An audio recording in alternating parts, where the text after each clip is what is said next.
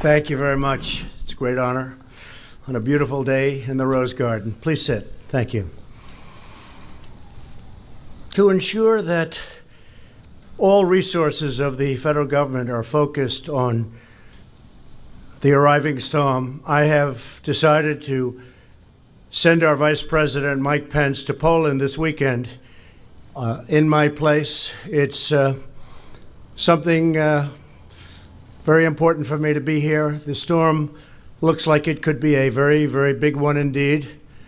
And Mike will be going. I've just spoken to President Duda of Poland and expressed him my warmest wishes and the wishes of the American people.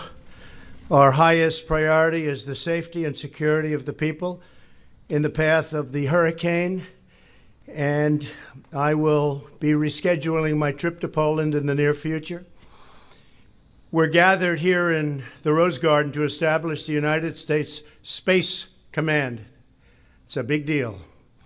As the newest combatant command, SpaceCom will defend America's vital interests in space, the next warfighting domain.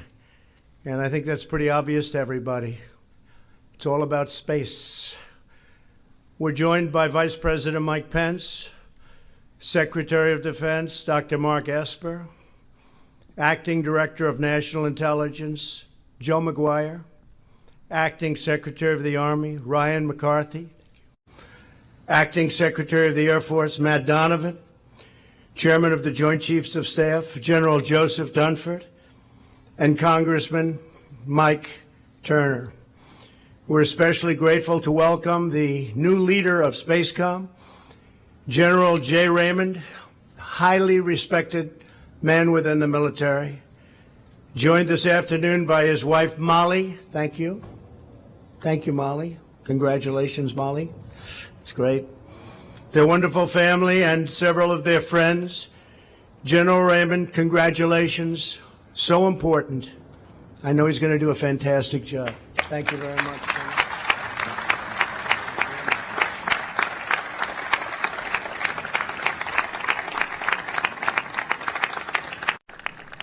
The United States combatant commands were developed to join branches of our armed forces in common cause across diverse fields of battle.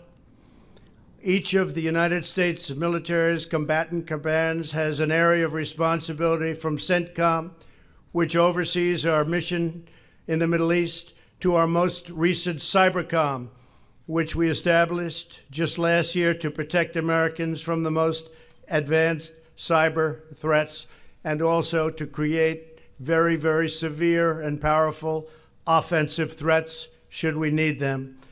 The dangers to our country constantly evolve, and so must we. Now, those who wish to harm the United States, to seek to challenge us in the ultimate high ground of space, it's going to be a whole different ballgame. Our adversaries are weaponizing Earth's orbits with new technology, targeting American satellites that are critical to both battlefield operations and our way of life at home. Our freedom to operate in space is also essential to detecting and destroying any missile launched against the United States. So just as we have recognized land, air, sea, and cyber as vital warfighting domains, we will now treat space as an independent region overseen by a new, unified geographic combatant command. The establishment of the 11th Combatant Command is a landmark moment. This is a landmark day, one that recognizes the centrality of space to America's national security and defense. Under General Raymond's leadership, SpaceCom will boldly deter aggression and outpace America's rivals by far. For 35 years, General Raymond has led and commanded space operations at every level in the U.S. Air Force. Molly, I hope you're very proud of him. I'll bet you are. I am too. He's a warrior who has integrated space capabilities to make our military even stronger. and to pave the way for a new era of national defense. He's respected by everybody sitting in front of us, everybody in the military, and everybody that knows him.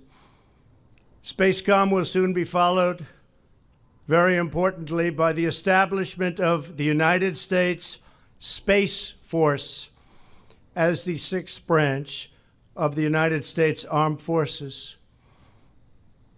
And that's really something when you think about it. The Space Force will organize, train, and equip warriors to support Spacecom's mission.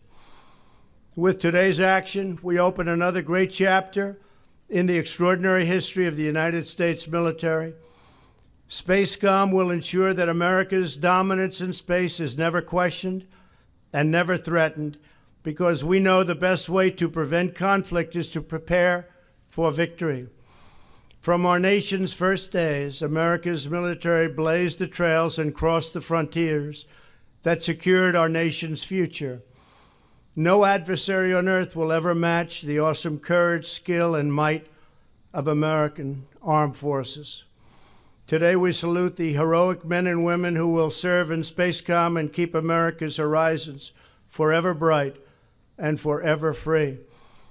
We have budgets since we came into the administration, since the election of 2016, since January 20th of 2017, we have done things with the military that few people would have thought possible. Budgets of $700 billion, $716 billion, and now $738 billion. Nobody would have thought that that was possible, but we had them approved by Republicans and Democrats, and that money is now building the most advanced equipment anywhere on earth, equipment that nobody even could have conceived of even 2 years ago. It's very necessary, and hopefully we'll never have to use it. I would now like to ask Secretary Esper to sign documents formally establishing the United States Space Command. Thank you. Mr. Secretary, thank you.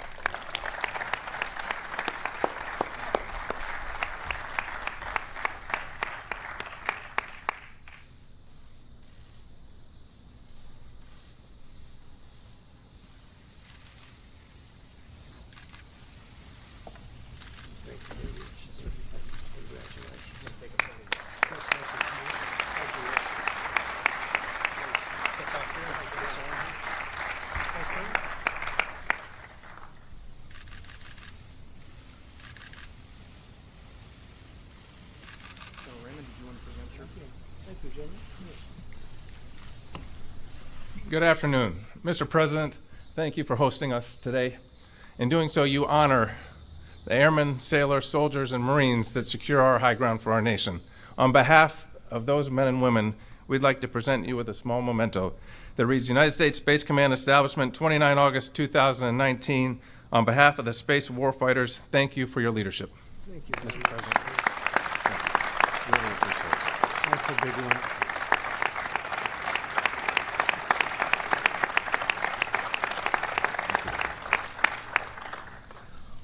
That's a big one. Thank you very much.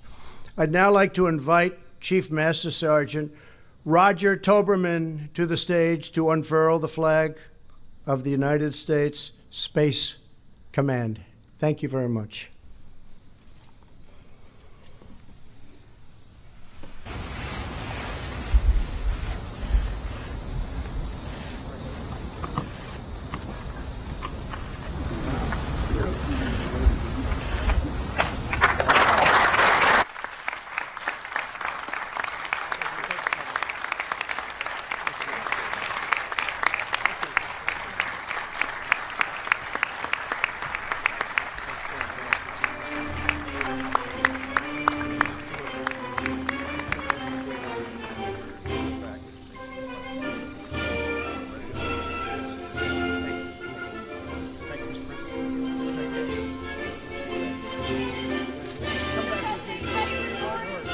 Mr. President, your reaction to James Comey, sir.